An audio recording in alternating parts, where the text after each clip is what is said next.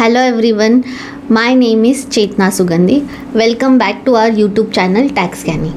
आज हम बहुत ही एक ऐसे इम्पॉर्टेंट टॉपिक के ऊपर बात करने वाले हैं कि जो कि अमेंड हो रहा है 1 अक्टूबर 2024 से। दैट मीन्स आज से इसे एप्लीकेबल कर दिया है एंड जो भी पर्सन या जो भी शेयर होल्डर्स फ्यूचर में या अभी कोई भी कंपनी के शेयर्स परचेज करने के लिए या सेल करने के लिए अगर सोच रहे हैं तो उनके लिए ये वीडियो बहुत ही ज़्यादा इम्पॉर्टेंट एंड इन्फॉर्मेशनल होने वाला है।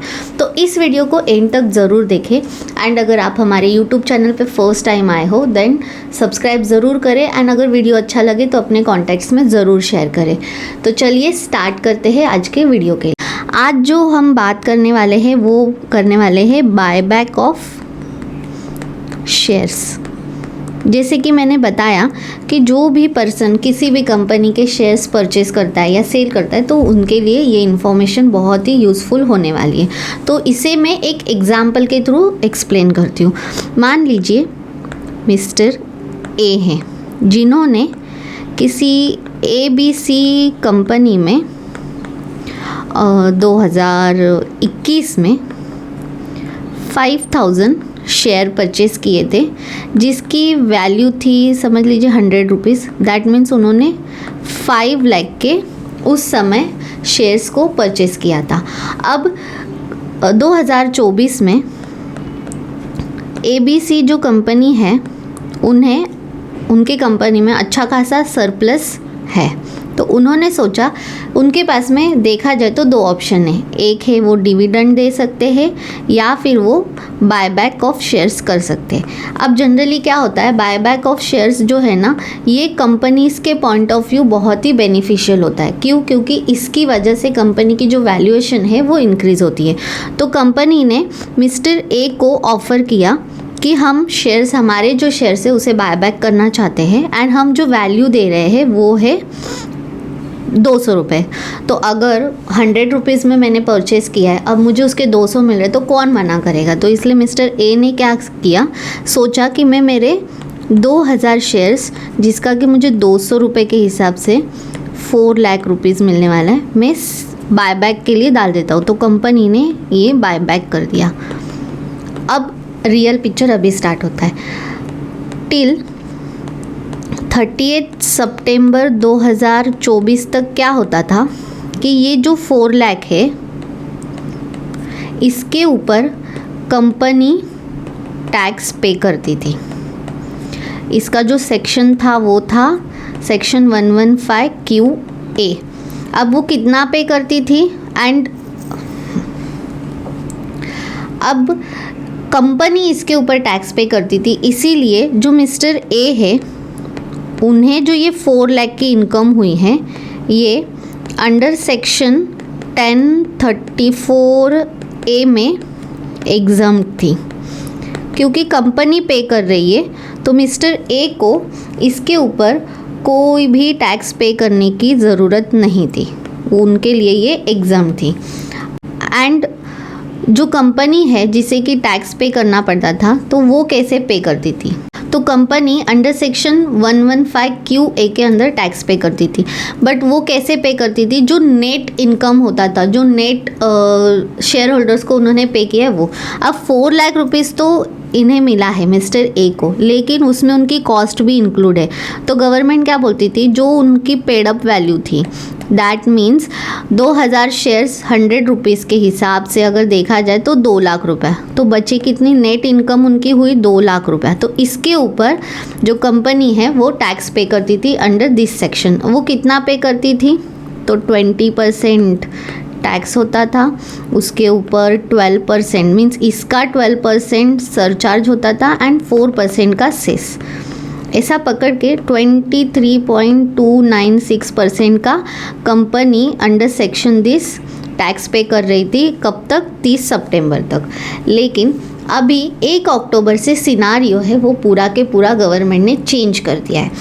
जो भी पर्सन्स अभी शेयर्स परचेज करने वाले या बायबैक करने वाले उन्हें इस पे ज़्यादा टैक्स भरना पड़ेगा। क्योंकि गवर्नमेंट क्या बोलती है, तो 23.296% जो कंपनी है वो ऑन नेट डिस्ट्रीब्यूटेड इनकम पे टैक्स पे करती थी। लेकिन फ्रॉम 1 अक्टूबर 2024 से ये जो सिनारियो है ये पूरा के पूरा चेंज हो गया है।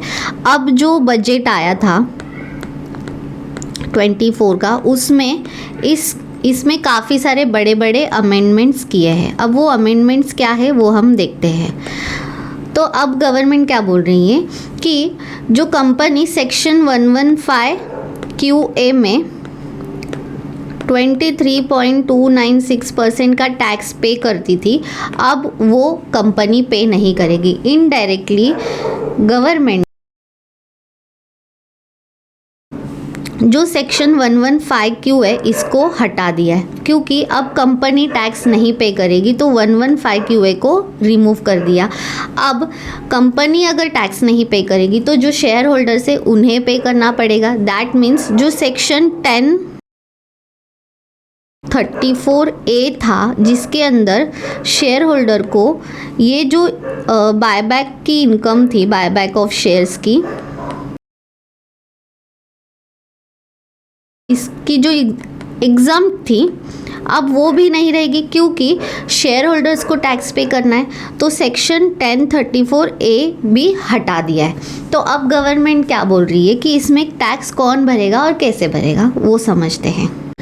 अब फ्रॉम 1 अक्टूबर 24 से ये जो इनकम होगी, जो कि मिस्टर ए को 4 लाख रुपीज़ मिले हैं, ये जो इनकम होगी गवर्नमेंट बोलती है कि इसे सेक्शन 2 सबसेक्शन 22F में एक एज अ डिविडेंड इनकम करके हमें कंसीडर करना है।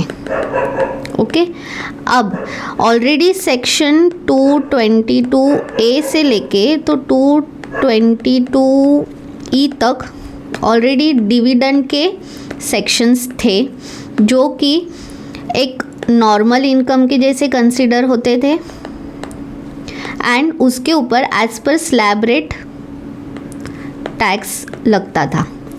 तो जो सेक्शन 2 सबसेक्शन 22F आया है, जिसमें कि जो मिस्टर ए को 4 लाख रुपीज़ की इनकम हुई है, उसे भी एक एज अ डिविडेंड इनकम ही माना जाएगा, एंड उस पर भी एक नॉर्मल इनकम के हिसाब से स्लैब रेट के हिसाब से टैक्स जो है वो एप्लीकेबल होगा। एंड इस इनकम को इनकम फ्रॉम अदर सोर्सेस में हमें कंसीडर करना होगा। अब गवर्नमेंट ये बोल रही है। अब कैलकुलेशन आप समझ के लीजिए। अब क्या होगा, मिस्टर ए को जो 4 लाख है ये पूरे के पूरे इनकम फ्रॉम अदर सोर्सेस में दिखाना होगा। अब गवर्नमेंट, पहले क्या होता था, जब कंपनी नेट डिस्ट्रीब्यूटेड इनकम पे टैक्स भर रही थी ये वाला, तब वो cost of acquisition means net distributed income पे भरना था। तो जो 2 लाख रुपया जिस समय परचेज किए थे उससे वो लेस कर रही थी, बट गवर्नमेंट अभी इसे लेस करने का ऑप्शन नहीं दे रही है। दैट मीन्स मिस्टर ए को पूरे 4 लाख पे अभी जो भी उनका टैक्स रेट लग रहा है, जो भी वो स्लैब रेट में आ रहे हैं उस पर पे करना है। बट अब मिस्टर ए बोलेंगे कि यार मेरा तो कॉस्ट है ना इसमें, ऐसा नहीं कि मेरी पूरी 4 लाख रुपए इनकम है, उसमें से जो उन्होंने परचेस करते समय 2 लाख रुपए तो दिए हैं ना, अभी उन्होंने 2000 शेयर्स बेचे हैं 200 के हिसाब से, लेकिन वही 2000 शेयर्स उन्होंने 100 रुपये के हिसाब से परचेस किए थे। दैट मीन्स 2 लाख उनकी कॉस्ट तो है। तो गवर्नमेंट क्या बोलती है, ये जो आपकी कॉस्ट है ना, इसे हम सेक्शन 57 में, पहले क्या होता था कि सेक्शन 57 में हमें इसका जो कॉस्ट है उसका डिडक्शन मिलता था, बट अभी गवर्नमेंट ने इसको भी हटा दिया कि हम आपको डिडक्शन, जो भी आपके एक्सपेंसेस हुए उसका हम डिडक्शन अलाउ नहीं करेंगे, लेकिन आपकी जो ये 2 लाख रुपीज़ आपकी जो कॉस्ट है इसे आप एक कैपिटल लॉस करके कंसीडर कर सकते हो। अब बात अगर कैपिटल लॉस की आती है तो वहाँ पे हमें सेक्शन 74 भी समझना होगा। अब सेक्शन 74 क्या बोलता है कि अगर आपका लॉन्ग टर्म कैपिटल लॉस है, अब इसके केस में मिस्टर ए के केस में क्या है, उन्होंने 2021 में परचेस किया था, एंड 2024 में बेच रहे, that means more than 1 year है, तो इनके केस में लॉन्ग टर्म कैपिटल लॉस हुआ। तो सेक्शन 74 क्या बोलता है कि लॉन्ग टर्म कैपिटल लॉस है तो आप उसको एडजस्ट करोगे लॉन्ग टर्म कैपिटल गेन में। अगर आपको इस साल में करंट ईयर में कोई भी गेन नहीं है तो आप उसको नेक्स्ट 8 ईयर्स तक कैरी फॉरवर्ड कर सकते हो। अगर आपका ये शॉर्ट टर्म कैपिटल लॉस होता तो आप उसको पहले एडजस्ट करोगे शॉर्ट टर्म कैपिटल लॉस में, फिर भी कुछ बच रहा है अगर आपका लॉन्ग टर्म कैपिटल गेन है तो उसमें एडजस्ट करोगे, एंड अगर कुछ भी नहीं है तो अगेन आप 8 ईयर्स तक उसे भी कैरी फॉरवर्ड कर सकते हो। बट आपको जब शॉर्ट टर्म कैपिटल लॉस होगा उसे इसी सीक्वेंस में एडजस्ट करना पड़ेगा आने वाले 8 सालों तक। तो again back to the mister A का केस, इनके केस में 2 लाख रुपए जो उनका कॉस्ट है उसे हम as a long term capital loss करके कंसीडर करेंगे। दैट मीन्स अगर इस साल में मिस्टर ए को कोई गेन होता है तो वो उसके सामने एडजस्ट कर सकते हैं। लेकिन पहले क्या होता था कि ये 2 लाख रुपया कंपनी उनके कॉस्ट में डिडक्ट करके सिर्फ 2 लाख पे भरती थी। बट आज के केस में अगर हम मिस्टर ए के पॉइंट ऑफ व्यू से समझे तो ये उनके लिए एक थोड़ा सा लॉस वाला काम है, क्योंकि पहले उन्हें तो ये पूरी इनकम एग्जाम थी, अब उन्हें एग्जाम तो है नहीं, अब उन्हें टैक्स भरना है, वो भी पूरे अमाउंट पे जिसमें उन्हें उनकी कॉस्ट का डिडक्शन नहीं मिल रहा है। तो देखा जाए तो मिस्टर ए के लिए ये एक लॉस वाली डील हुई कि उन्हें ज़्यादा टैक्स भरना पड़ रहा है। अब मान के चलिए मिस्टर ए का जो टैक्स रेट बन रहा है वो 30% के स्लैब में आ रहे हैं। दैट मीन्स उन्हें उस 4 लाख पे लगभग 30%, उसके ऊपर कुछ सरचार्ज है तो वो, एंड उस पर सेस, इतना ज़्यादा उन्हें लगभग पकड़ लीजिए 35% के आसपास उन्हें टैक्स रेट बचेगा, जबकि उनकी इनकम सिर्फ 2 लाख रुपए। आप समझ के लीजिए कि ये मिस्टर ए के लिए बहुत बड़ा नुकसान है। मीन्स गवर्नमेंट ने ये जो चेंजेस किए हैं इसमें उन्होंने बहुत ही ज़्यादा स्मार्ट मूव लिया है कि जो शेयर होल्डर्स है उनके लिए ये एक तकलीफ़ देने वाला काम होने वाला है। सो ये है। अब फॉर एग्ज़ाम्पल अब हम बात कर रहे थे फाइनेंशियल ईयर 24-25 की, ओके। अब इसमें उन्हें कोई कैपिटल गेन नहीं है तो उनका जो वो 2 लाख का मिस्टर ए का जो 2 लाख का लॉस है वो अगले साल कैरी फॉरवर्ड होगा। मान के चलिए फाइनेंशियल ईयर 25-26 में उन्होंने उनके जो बाकी के शेयर्स है 3000 वो भी 200 के रेट से सेल कर दिए, मीन्स बाय बैक कर दिए, तो उन्हें आया 6 लाख रुपीज़। अब ये अगेन 2021 से 2025 लॉन्ग टर्म केस हो गया, तो उस केस में लॉन्ग टर्म कैपिटल गेन हुआ तो 6 लाख, माइनस इसमें हम करेंगे कॉस्ट ऑफ एक्विजिशन जो भी उनकी 3 लाख रुपीज़ है, 3000 शेयर्स इंटू 100 में परचेज किए थे तो उनका कैपिटल गेन आया 3 लाख। अब इस 3 लाख में से वो उनका जो लॉन्ग टर्म कैपिटल लॉस था लास्ट ईयर का 2 लाख वो माइनस करेंगे, बचा 1 लाख। अब लॉन्ग टर्म कैपिटल गेन का एग्जम्पशन लिमिट है 1.25 लाख, दैट मीन्स 0, मीन्स अभी उन्हें नो टैक्स। ठीक है, अब आप बोलोगे उनका नुकसान क्या हुआ, उन्हें तो 0 टैक्स आया, लेकिन आप समझ के चलिए जब उन्हें 4 लाख की इनकम हुई थी तब ऑलमोस्ट वो 30+ का उस पर टैक्स पे कर रहे थे, ओके। बट जब बात आई उनके एग्जम्पशन की या कैपिटल गेन की तब उन्हें वो जो इनकम हो रही है 12.5 के रेट की इनकम है। एग्जम्पशन भले मिला, मान के चलिए यहाँ 1 लाख की जगह अगर 10 लाख होता तो उन्हें सिर्फ उस पर 12.5% बैठता था, लेकिन पहले आपने मीन्स 1 लाख के सामने जो भी एग्जम्पशन मिल रहा है वो इनकम तो मेरी 12.5% वाली है, लेकिन उसके ऊपर मैंने ऑलरेडी 1-2 साल पहले 30+ का टैक्स भर चुके हैं। तो ये कहीं ना कहीं शेयर होल्डर के पॉइंट ऑफ व्यू थोड़ा सा लॉस मेकिंग तो है, थोड़ा सा नहीं बहुत ज़्यादा है। अब इस केस में मान के चलिए उन्हें लॉस हुआ, बट इसका दूसरा सिनारियो हम अगर देखें, मान के चलिए जहाँ पे ये 4 लाख का उन्हें इनकम था वहाँ पे समझ लीजिए उन्होंने 2000 शेयर ना सेल करते हुए 1000 शेयर किए होते सेल इन 200 के हिसाब से तो 2 लाख होता। तो 2 लाख के सामने अब 2 लाख की उनकी इनकम है बट उनका वो लॉस भी तो है, मीन्स उन्होंने भले 1000 शेयर्स बेचे, लेकिन वो 1000 शेयर्स की उनकी जो कॉस्ट है 1 लाख रुपीज़, वो उनको एडजस्टमेंट उस समय नहीं मिल रही है। मीन्स जब उन्होंने अगर 1000 शेयर्स किए रहते हैं, ये वैल्यू अगर 2 लाख होती, दैट मीन्स वो स्लैब रेट में भी, वो बेसिक जो लिमिट है थ्रेशोल्ड, उसमें भी नहीं बैठ रहे, फिर भी उन्हें रिटर्न फाइल करना पड़ेगा, क्योंकि उन्हें वो उनका जो 1 लाख की कॉस्ट है, जो उनका लॉस है, उसे रिकवर करना है एंड फ्यूचर में उसे एडजस्ट करना है। मतलब मिस्टर ए अगर थ्रेशोल्ड लिमिट, उनका बेसिक लिमिट भी नहीं है अगर इनकम का, एंड अगर फिर भी आपने शेयर्स में कोई डील की है एंड उसमें अगर आपको ऐसा एडजस्टमेंट करना है, तो आपको रिटर्न फाइल करना ही पड़ेगा, ताकि फ्यूचर में आप उसका बेनिफिट ले सको।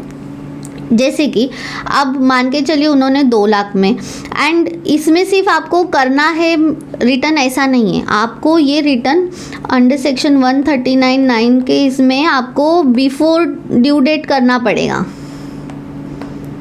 तब जाके आप लॉस को, जो उनका 1 लाख का ये लॉस है, उसे कैरी फॉरवर्ड कर सकते हो।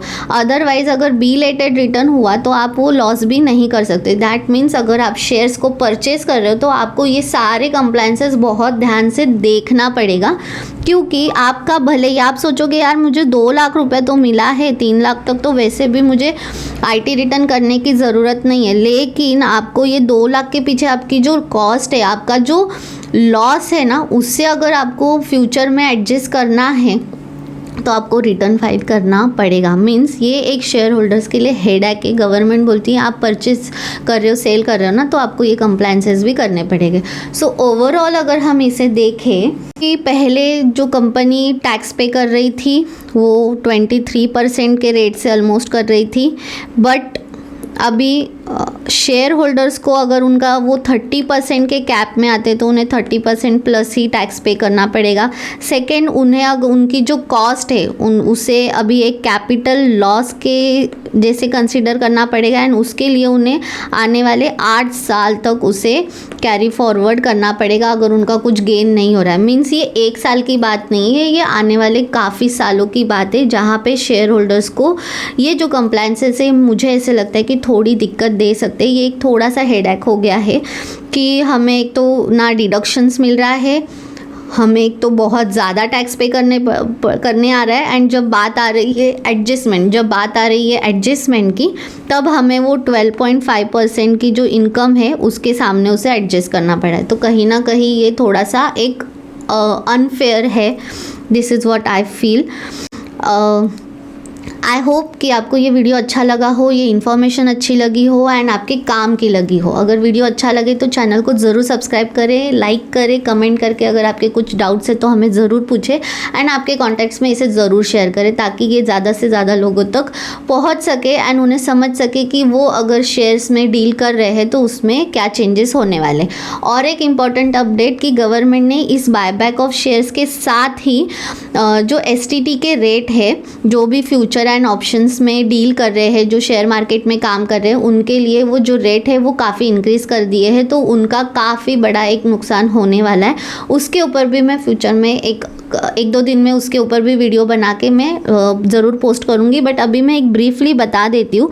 जो भी इन केस ऑफ फ्यूचर में जो डील कर रहे हैं उस पे जो पहले रेट था वो था 0.0125, बट अभी 1 अक्टूबर से उसे कर दिया 0.02। यस, एंड जो भी ऑप्शन में कर रहे हैं उसके ऊपर पहले था 0.0625 एंड अभी उस पे हो गया 0.1। तो काफ़ी बड़ा उन्होंने चेंज ला दिया है, एंड जो रेट है वो चेंज हो गया, एंड ये जो रेट हो गए ये एप्लीकेबल हो गए 1 अक्टूबर 24 से। इसके ऊपर भी मैं एक वीडियो बनाने वाली हूँ, बट अगर आपको इमीडिएट अपडेट चाहिए, इन्फॉर्मेशन चाहिए, देन डिस्क्रिप्शन में हमने हमारे व्हाट्सएप चैनल की लिंक दी है, आप उससे ज्वाइन कर सकते हो, ताकि हम डेली उसमें जो भी अपडेट्स डालते हैं एंड पोस्ट करते हैं, कंप्लायंस कैलेंडर्स होते हैं, जो भी, अगर आपको फर्स्ट बहुत जल्दी इन्फॉर्मेशन चाहिए देन आप हमारे व्हाट्सएप कम्युनिटी को ज्वाइन कर सकते हो, ताकि आपको इमीडिएट सारी compliances and income tax, GST, TDS के जो अपडेट्स है, इन्फॉर्मेशन है, वो मिल सके। एंड हमारे वेबसाइट के थ्रू हमारे ब्लॉग्स एंड आर्टिकल्स भी चेक कर सकते हो, हम डेली उसमें नए आर्टिकल्स डालते रहते हैं। टिल देन, थैंक यू, नमस्ते।